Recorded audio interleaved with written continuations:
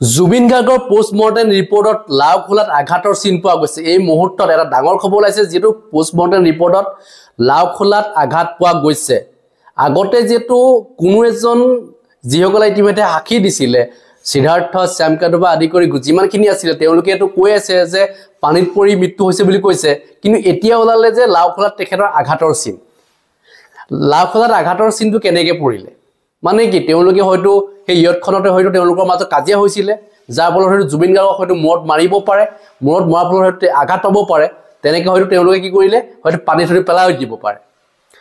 গতিকে এই কথাখিনি ইতিমধ্যে আহি গৈছে। এতিয়া বহুতেই সন্দেহ কৰিব লৈছে যে ইয়ত পাৰ্টিত হয়তো তেওঁলোকৰ মাজত কাজিয়া হ'ব পাৰে। আমি এটা ধাৰণা কৰিছোঁ, কাৰণ কাজিয়া নহ'লেতো মূৰত কিয় আঘাত কৰিব,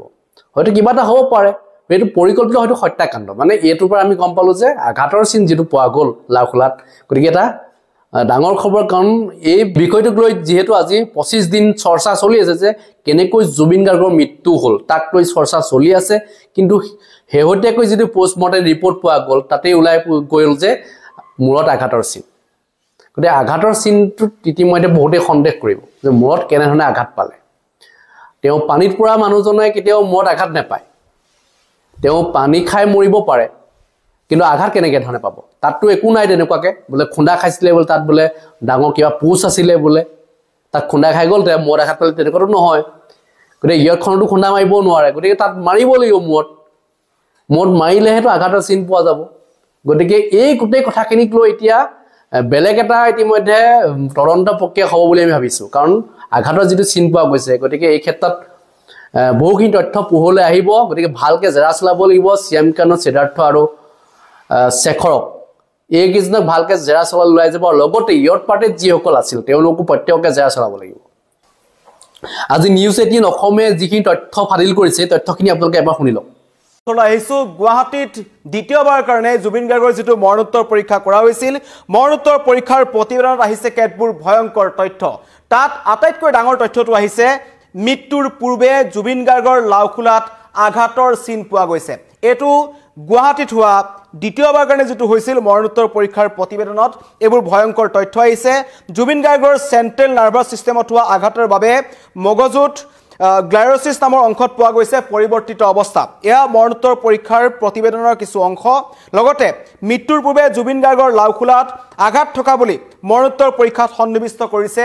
বিশেষজ্ঞ চিকিৎসকসকলে। ইয়াৰ পৰা প্ৰমাণ হয় যে জুবিন গাৰ্গৰ এই মৃত্যু স্বাভাৱিক মৃত্যু নাছিল। জুবিন গাৰ্গৰ লগত মৃত্যুৰ পূৰ্বে কিবা নঘটিবলগীয়া কিবা ঘটনা ঘটিছে।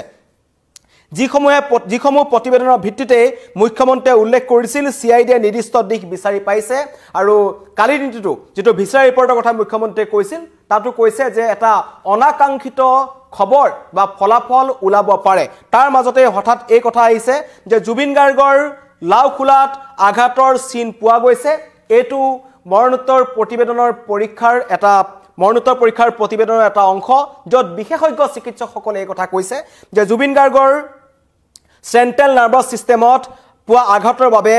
মগজুৰ গ্লাইৰচিছত অংশত কিছু পৰিৱৰ্তিত অৱস্থা পোৱা গৈছিল। আৰু মৃত্যুৰ পূৰ্বে জুবিন গাৰ্গৰ লাওখোলাত আঘাত থকা বুলি মৰণোত্তৰ পৰীক্ষাত সন্নিৱিষ্ট কৰিছে বিশেষজ্ঞ চিকিৎসকসকলে। যিসমূহ প্ৰতিবেদনৰ ভিত্তিত মুখ্যমন্ত্ৰীয়ে কালি কৈছিল। লগতে তদন্তকাৰী CIDয়ে ইতিমধ্যে গ্ৰেপ্তাৰ কৰা অভিযুক্তৰ বিৰুদ্ধে জুবিন গাৰ্গৰ অস্বাভাৱিক মৃত্যুৰ ক্ষেত্ৰত ভাৰতীয় ন্যায় সংহিতাৰ 103, অনিচ্ছাকৃত হত্যাৰ কাৰণে 105 আৰু অৱহেলাৰ ফলত মৃত্যুৰ কাৰণে 106 এক ধাৰাটো আৰোপ কৰিছে, সন্নিৱিষ্ট কৰিছে। ইয়াৰ পৰা এটা কথা গম পোৱা যায় যে মুখ্যমন্ত্ৰীয়ে কোৱা নিৰ্দিষ্ট দিশ যোনটো কথা কৈছে, কাৰণ মুখ্যমন্ত্ৰীয়ে আগতে কৈছিল যে হত্যাও হ'ব পাৰে। শেখৰজ্যোতি গোস্বামীয়ে মন্তব্য কৰিছিল যে সিদ্ধাৰ্থ শৰ্মাই জুবিন গাৰ্গক বিষপান কৰোৱাই হত্যা কৰিছে। তাৰ আগতেই জুবিন গাৰ্গে মূৰত কেনেকৈ আঘাত পালে, জুবিন গাৰ্গ ইয়ত পাৰ্টিটোত প্ৰথমতে পৰি গৈছিল নেকি, কাৰণ জুবিন গাৰ্গ আগতে কেইবাবাৰো ষ্টুডিঅ'ত তেওঁ পৰি গৈছে। ডিব্ৰুগড়ত অসম জাতীয়তাবাদী যুৱ ছাত্ৰ পৰিষদৰ শ্ব' কৰি যেতিয়া তেখেত এখন হোটেলত আছিল, তাৰো বাথৰুমত জুবিন গাৰ্গ পৰি গৈছিল। অনুৰূপ ঘটনাই সংঘটিত হৈছিল নেকি ছিংগাপুৰত, সেই ঘটনা লুকুৱাই ৰখা হৈছিল নেকি, তাৰ পাছত জুবিন গাৰ্গৰ স্বাস্থ্যৰ অধিক অৱনতি ঘটিছিল নেকি, তেনেবোৰ প্ৰশ্ন এতিয়া উত্থাপন হৈছে। জানি বুজি পৰিয়ালৰ লোকক সেই খবৰ দিয়া হোৱা নাছিল নেকি, জুবিন গাৰ্গৰ ইয়াৰ পূৰ্বে সেই ইয়টত পাৰ্টিত থকাৰ সময়তেই পানীত নমাৰ আগতেই জুবিন গাৰ্গ অসুস্থ হৈছিল নেকি বহু তথ্য বহু প্ৰশ্ন এতিয়া নতুনকৈ উদ্ভাৱন হৈছে কিন্তু এই মুহূৰ্তত আপোনালোকক জনাইছো মৃত্যুৰ পূৰ্বে জুবিন গাৰ্গৰ লাওখোলাত পোৱা গৈছে আঘাতৰ চিন এয়া মৰণোত্তৰ পৰীক্ষাৰ প্ৰতিবেদনৰ এটা তথ্য যেটো সিআইডিৰ ফালৰ পৰা কিছু তথ্য আহিছে আৰু কালিও মুখ্যমন্ত্ৰীয়ে যিবোৰ মন্তব্য কৰিছিল সেই মন্তব্যটো এটা কথা স্পষ্ট হৈ গৈছিল যে তদন্ত প্ৰক্ৰিয়াটো চলি আছে তদন্তত বহু ডাঙৰ ডাঙৰ ক্লু সিআইডিয়ে পাইছে আৰু এটা তেওঁ কৈছিল যে শীঘ্ৰেই এটা অনাকাংক্ষিত ফলাফল লাভ কৰাটো নিশ্চিত অতি শীঘ্ৰেই অনাকাংক্ষিত ফলাফল নিশ্চিত কৰাটো লাভ কৰাটো নিশ্চিত বুলি তেওঁ মন্তব্য কৰিছিল আৰু সমগ্ৰ অসমবাসীয়ে বিচাৰি আছে বিশেষকৈ গৰিমা শইকীয়া গাৰ্গৰ পৰা আৰম্ভ কৰি পৰিয়ালৰ সকলোৱে বিচাৰি আছে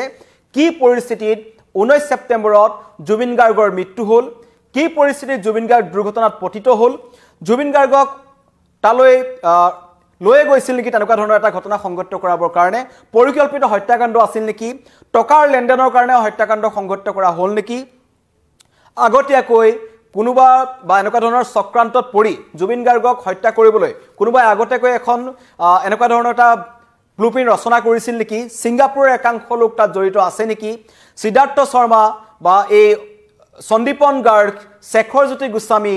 অমিপ্ৰভা মহন্ত তেওঁলোকৰ চকুৰ সন্মুখত কি হৈছিল সকলোৱে কিন্তু বেলেগ বেলেগ ধৰণৰ মন্তব্য কৰিছে কিছুমানে প্ৰথমতে মন্তব্য কৰিছিল পানীত হাতুৰি থকা অৱস্থাত জুবিন গাৰ্গৰ মুখেৰে ফেন ওলাই দ্বিতীয় অৱস্থাত তেওঁ হাতুৰিবলৈ যোৱা অৱস্থাত ভাগৰি পৰিছিল পানীত ডুবি জুবিন গাৰ্গৰ মৃত্যু হ'ল বুলি ক'লে অমিপ্ৰভা মহন্তই মন্তব্য কৰিলে যে নহয় জুবিন গাৰ্গে নিজেই পানীত নামিছিল আৰু পৰৱৰ্তী সময়ত তেখেত ভাগৰুৱা হৈ পৰিছিল প্ৰথমতে শেখৰজ্যোতি গোস্বামী আহি মন্তব্য কৰিলে যে তেওঁই জুবিন গাৰ্গক ওপৰলৈ দাঙি আনিছিল আৰু শেষত সিআইডি জেৰাত তেওঁ কিন্তু মন্তব্য কৰি দিলে যে সিদ্ধাৰ্থ শৰ্মাই বিহ পাৰণ কৰি জুবিন গাৰ্গক হত্যা কৰিছে এনে কেতবোৰ মন্তব্যৰ পাছত সকলোৰে বেলেগ বেলেগ মন্তব্যৰ পাছত এই ঘটনাটো অধিক ৰহস্যৰ মাজলৈ সোমাই গৈছিল কিন্তু এই মৰণোত্তৰ পৰীক্ষাৰ প্ৰতিবেদনখন অত্যন্ত গুৰুত্বপূৰ্ণ আছিল ভিছাৰা ৰিপৰ্টটো ইতিমধ্যে পৰখি আহি পাইছে এছআইটিয়ে জিএমচিএইচৰ বিশেষজ্ঞ চিকিৎসকক সকলো গতাই দিছে কিন্তু জিএমচিএইচৰ যোনটো আছিল ৰাইজৰ বিপুল দাবীত কাৰণ চৰকাৰে কৰিবলৈ বিচৰা নাছিল জুবিন গাৰ্গৰ নশ্বৰ দেহটো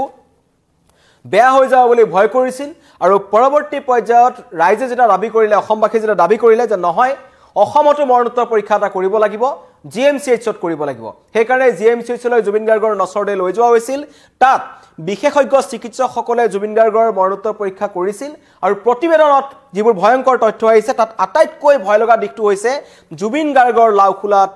আঘাতৰ চিন কোনে সেই আঘাত জুবিন গাৰ্গৰ মূৰত দিলে কোনে কেনেকৈ জুবিন গাৰ্গে মূৰত আঘাত পালে সেই কথা কিন্তু প্ৰথমতে কোৱা হোৱা নাছিল আৰম্ভণিৰ পৰা কোৱা হোৱা নাছিল প্ৰথমতে কৈ থকা হৈছিল যে হঠাৎ জুবিন গাৰ্গ অসুস্থ হৈছিল যদি হঠাৎ জুবিন গাৰ্গ অসুস্থ হ'ল তেন্তে সেই মৃত্যুৰ আগতে তেখেতৰ মূৰত এই লাওখোলাত আঘাতৰ চিনটো কেনেকৈ আহিল সেইটো এটা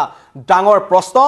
অধিক ৰহস্যৰ মাজলৈ সোমাই গৈছে সেই কাৰণে তদন্তকাৰী সিআইডি ইতিমধ্যে গ্ৰেপ্তাৰ কৰা অভিযুক্তৰ বিৰুদ্ধে অস্বাভাৱিক মৃত্যুৰ ক্ষেত্ৰত ভাৰতীয় ন্যায় সংহিতাৰ বিএনএছৰ 103 অনিচ্ছাকৃত হত্যা 105 অবহেলাৰ ফলত মৃত্যুৰ কাৰণে 1061 ধাৰা আৰোপ কৰিছে আৰু কোনো অপৰাধী অভিযুক্ত যাতে হাৰি যাব নোৱাৰে তাৰ কাৰণে সকলো বদ্ধপৰিকৰ বিশেষকৈ পৰিয়াল তথা সমগ্ৰ অসমবাসী ৰাইজে কৈছে যে এই জুবিন গাৰ্গৰ মৃত্যু কেনেকৈ হ'ল অসমৰ এটা কণ্ঠ হঠাৎ সিংগাপুৰৰ সাগৰত কেনেকৈ নাইকিয়া হৈ গ'ল সেই ঘটনাটো চালি জাৰি চাব লাগে জুবিন গাৰ্গক তালৈ মাতি নিয়া হত্যা কৰা হৈছিল কাৰণ শ্যামকানু মহন্ত তেওঁ নিজৰ পৰিয়ালৰ লগত মন্তব্য কৰিছিল যে জুবিন মোৰ কাৰণে পণ্য সামগ্ৰী জুবিনে মদ খায় জুবিনে পানী খায় মোৰ ক'বলগীয়া একো নাই কিন্তু তেওঁক মই ব্যৱহাৰ কৰিম হয়তো ব্যৱহাৰ কৰিবৰ কাৰণে লৈ যোৱা হৈছিল শ্যামকানু মহন্তৰ ইয়াত হাত আছে নেকি টকাৰ লেনদেন আছে নেকি সিদ্ধাৰ্থ শৰ্মাৰ লগত কিবা গোপন বুজাবুজি শ্যামকানু মহন্তৰ হৈছিল নেকি সন্দীপন গাৰ্গে কি কথা জানে কাৰণ সন্দীপন গাৰ্গে কিন্তু কোৱা নাছিল এতিয়ালৈকে যে জুবিন গাৰ্গৰ লগত প্ৰকৃততে কি হৈছে তেখেতক 14 দিন 15 দিন তেওঁ জুবিন গাৰ্গৰ ঘৰতে লুকাই থাকিল পৰৱৰ্তী সময়ত ৰাইজৰ বিপুল দাবীৰ পাছত তেখেতক সিআইডিয়ে জেৰা কৰিলে গ্ৰেপ্তাৰ কৰিলে এতিয়ালৈকে কোনে মুখ খোলা নাই অমিপ্ৰভা মহন্তৰ মন্তব্য আমি সকলোৱে দেখি আছো সুস্মিতা গোস্বামী নামৰ ছোৱালীজনী অত্যন্ত এগৰাকী ৰহস্যময় যুৱতী কোৰ পৰা আহিল কেনেকৈ আহিল কোনে সেই ইয়ট পাৰ্টিত লৈ তেখেতক মাতিলে সকলো ৰহস্যৰ আৱৰ্তত আছে জুবিন গাৰ্গক পৰিকল্পিতভাৱে প্ৰবাসী অসমীয়াসকলৰ মাজত কোনে নি হত্যা কৰিলে সেয়াৰ তদন্ত লাগে যথেষ্ট লোকে মন্তব্য কৰিছে যে জুবিন গাৰ্গৰ এই অনাকাংক্ষিত মৃত্যু যেটো অস্বাভাৱিক মৃত্যু কোনে মানি ল'ব পৰা নাই কাৰণ 19 ছেপ্টেম্বৰৰ পৰা আজিলৈকে এই মুহূৰ্তলৈকে কোনো এজন অসমবাসীয়ে মানি ল'ব পৰা নাই যে জুবিন গাৰ্গ আমাৰ মাজত নাই কিন্তু তাৰ মাজতে এনেকুৱা কিছুমান খবৰ আহিছে যে জুবিন গাৰ্গৰ মূৰত বা লাওখোলাত আঘাতৰ চিন আছিল মানে মানুহজনক হত্যা কৰা হৈছিল নেকি মানুহজনক কোনোবাই পৰিকল্পিতভাৱে আগতে হত্যা কৰিছিল নেকি তাৰ পিছত তেখেতক পানীত পেলাই দিছিল নেকি এনে কেতবোৰ ঘটনা আছে কাৰণ অসম আৰক্ষীয়ে ছিংগাপুৰত তদন্ত কৰিবলৈ যাব নোৱাৰে যদিও যায় কিমান দিনৰ পিছত যাব সেই সাগৰৰ বুকুত কেনেকুৱা ধৰণৰ তথ্য সমল বিচাৰি পাব হেতু মই নকলো আপোনালোকে বুজি পাইছে হোটেল পেচিফিক যিখন ছিংগাপুৰৰ এখন আটাইতকৈ ডাঙৰ হোটেল বুলি কোৱা যায় এখন টপ 5 হোটেলৰ ভিতৰত পৰে তাৰ 33 নম্বৰ যেটো ফ্লোৰ আছিল তাৰ জুবিন গাৰ্গ আছিল সেই কোঠাটোত যদি এতিয়া গৈ অসম আৰক্ষীয়ে বিচাৰ কুচাৰ কৰে কি তথ্যমান পাব হেতু মই নকলো আপোনালোকে বুজি পাইছে মানে ছিংগাপুৰৰ তদন্ত অসম আৰক্ষীয়ে কৰিব নোৱাৰে সেই কথা আউপিককৈ এডিজিপিয়ে কৈ দিছে আৰু তেওঁ এটা কথা কৈছিল যে আমাৰ গৈ তাত তদন্ত কৰিবলৈ কিছু অসুবিধা আছে ছিংগাপুৰত তদন্ত নকৰাকৈ জুবিন গাৰ্গৰ এই সমগ্ৰ ঘটনাটোৰ তদন্ত প্ৰক্ৰিয়া কিমান ভালকৈ হ'ব সেয়া আপুনি মই সহজে বুজি পাইছো জুবিন গাৰ্গৰ এই লাওখোলাত যি আঘাতৰ চিন পোৱা গৈছে এই ঘটনাই এই তথ্যটো আসলতে মৰণোত্তৰ পৰীক্ষাৰ প্ৰতিবেদনৰ যেটো তথ্য অধিক ৰহস্যৰ মাজলৈ ঠেলিছে আৰু এতিয়া হয়তো সকলোৰে মনত যেটো সন্দেহ আছিল যে জুবিন গাৰ্গক পৰিকল্পিতভাৱে হত্যা কৰা হ'ল আৰু সেই কথা এতিয়া লাহে লাহে এই মৰণোত্তৰ পৰীক্ষাৰ প্ৰতিবেদনত ওলাবলৈ ধৰিছে আৰু সেই ঘটনাৰ পাছত এতিয়া সমগ্ৰ অসমবাসীয়ে পুনৰ লিখিছে জাষ্টিস ফৰ জুবিন গাৰ্গ যিকোনো মুহূৰ্তত ডাঙৰ আপডেট আহিব পাৰে কাৰণ মুখ্যমন্ত্ৰীয়ে কিন্তু কালি দিনটোতে ইংগিত দিছিল যে ভিসা ৰিপৰ্টটো পোৱাৰ পাছত মৰণোত্তৰ পৰীক্ষাৰ প্ৰতিবেদন পোৱাৰ পিছত দুটা ৰিপৰ্ট মিলাই চোৱাৰ পাছত আমি যথেষ্ট আশাবাদী যে এটা অনাকাংক্ষিত ফলাফলৰ দিশে আমি গৈ আছো হঠাৎ সকলো ধৰা পৰিব পাৰে কোনে এই ব্লুপ্ৰিন্ট ৰচনা কৰিছিল কোনে কেনেকৈ এই ঘটনাটো গাপ দিবলৈ চেষ্টা কৰিছিল কাৰণ দুৰ্ঘটনা সংগত হ'ব পাৰে সেইটো কোনো ডাঙৰ কথা নহয় দুৰ্ঘটনাটো গাপ দিবলৈ কিয় চেষ্টা কৰা হ'ল এই জুবিন গাৰ্গৰ একেবাৰে কাখত থকা মানুহখিনি জুবিন গাৰ্গক আমি যেটো দেখি আছো 1992 চনৰ পৰা তাৰ পিছত লাহে লাহে জুবিন গাৰ্গৰ কাখত এই ৰঘুমলাৰ দৰে কিছুমান মানুহ আহিছিল যিসকলে জুবিন গাৰ্গ নামৰ বটবৃক্ষজোপাৰ কাখত ৰৈ তেওঁলোকে নিজৰ ব্যৱসায় চলাই গৈছিল নিজৰ কোনোবাই ষ্টুডিঅ' খুলিছিল কোনোবাই 6 লাখ টকীয়া মাইক্ৰফোনটো জুবিন গাৰ্গক 16 লাখ টকাত বিক্ৰী কৰিলে চাবলৈ গ'লে শেখৰজ্যোতি গোস্বামীৰ ষ্টুডিঅ'টো জুবিন গাৰ্গৰ ষ্টুডিঅ'তকৈ বেছি ডাঙৰ বেছি ইকুইপমেন্টছ থকা এটা ষ্টুডিঅ' শেখৰজ্যোতি গোস্বামীয়ে খুলিছিল আৰু এইবোৰ পৰজীৱীবিদৰ কাখতেই গৈ আমাৰ বটবৃক্ষজোপা নাইকিয়া হৈ গ'ল সাগৰৰ বুকুত চিৰদিনৰ কাৰণে অসমবাসীৰ এটা কণ্ঠ নাইকিয়া হৈ গ'ল এই তদন্তত গাফিলতি কৰা আহিবলৈ নিবিচৰা হসাটো জনাৰ পিছতো সমগ্ৰ ঘটনাটোক বিপৰীত দিশলৈ লৈ যোৱা মানুহসকলো কিন্তু তদন্ত প্ৰক্ৰিয়াত আহিব লাগে সকলোৰে বিৰুদ্ধে এই সমূহ ধাৰা দিয়া হৈছে আৰু আটাইতকৈ ডাঙৰ কথা সেই ভিডিঅ'টো